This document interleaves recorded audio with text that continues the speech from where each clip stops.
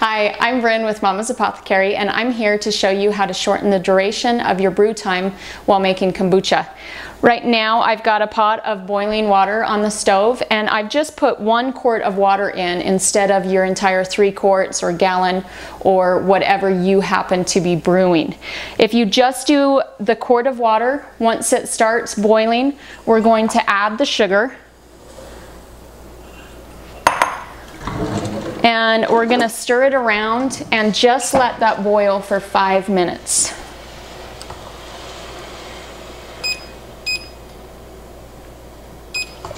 That way you make sure your organic cane sugar is fully dissolved before adding the tea.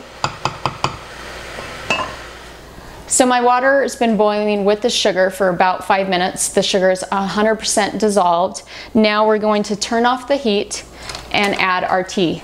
I've got 14 teaspoons of tea here, half black, half green, and I've used Assam and jasmine.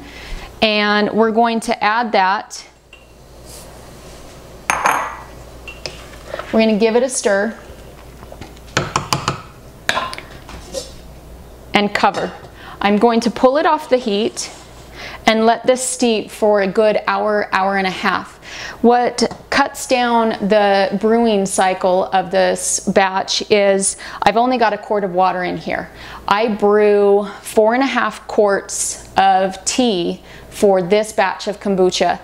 After an hour and a half, I'm going to add the rest of my water to cool that quickly so that I can get it in my jar with my SCOBY and I don't run the risk of killing the SCOBY by too high of a temperature or having the SCOBY sink or any of those things that can happen when the temperature is too warm.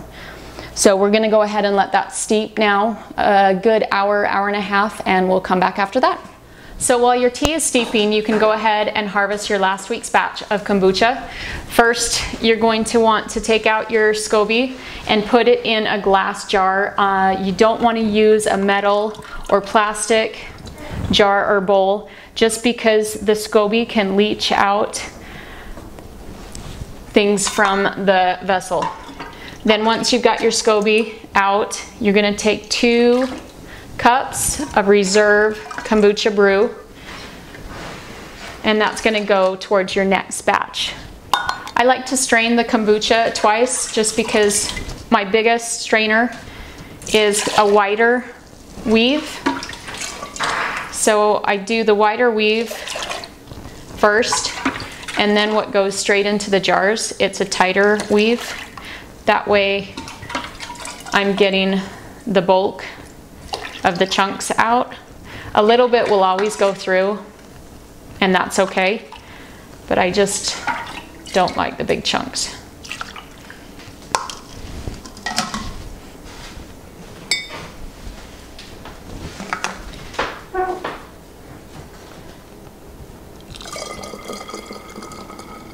I've continued filling the jars. I'm on my last one. I'm going to leave about 2 inches of airspace on the top. That helps to allow for the bubbles, I like to say. People say the more room you leave, the more bubbles you have. It also depends on your flavoring as far as that's concerned too, and how long you let it sit in the cabinet.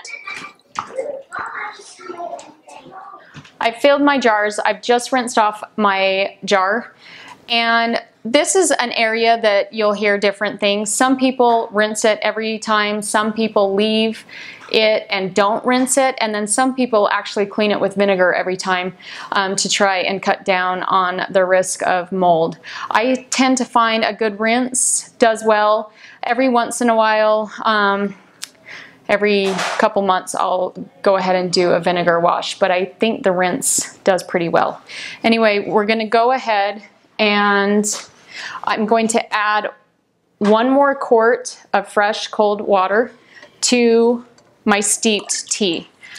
That's going to bring the temperature down,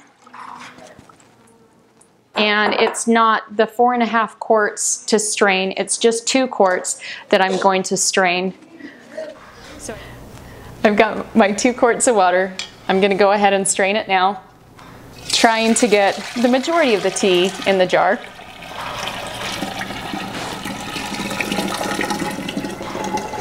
And instead of allowing all those tea leaves to go into the strainer, I'm just going to give them a little squish to get the tea out. And a little squish. That way I get the majority of the tea in the jar.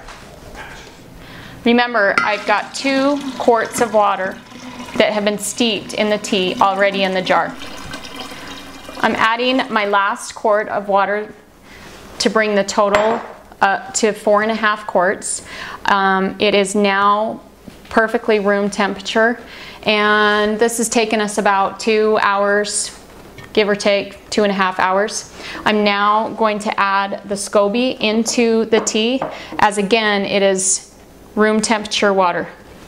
I'm first going to pick up the SCOBY, pour in the reserve brew,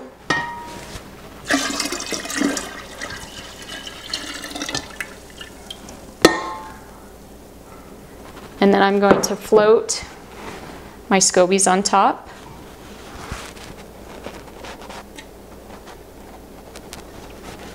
And cover. And that's how you brew kombucha in about 2.5 hours, which is much less than the average instructional kombucha requires. Thanks for joining us. I'm Mama's Apothecary, and you can check me out on mamasapothecary.blogspot.com and also on Facebook. I do lots of natural products and tinctures and love this stuff, so join me next time. Thanks so much. Bye-bye. So I've continued to fill the jar. So I've gone ahead and filled the rest. So I've got my 2 quarts of water. Start over, I said so.